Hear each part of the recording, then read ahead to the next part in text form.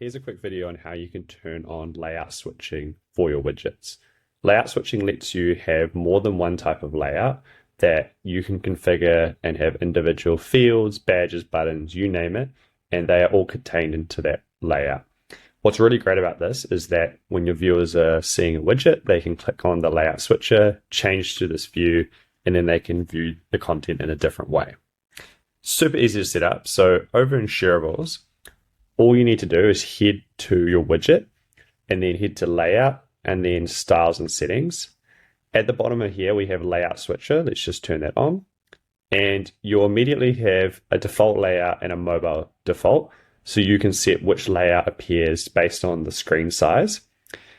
And I can also go over here and now start toggling on different layouts that I would like to have visible on my widget. So right now I have a cards layout and then I also have a list layout. As you can see, all of the configuration can be adjusted. So I can move, for example, this here, and then on my cards widget, it appears differently as well. You can also change whether the layout switcher has the layout's name visible in the filters or is hidden as well. Super simple. Give it a go.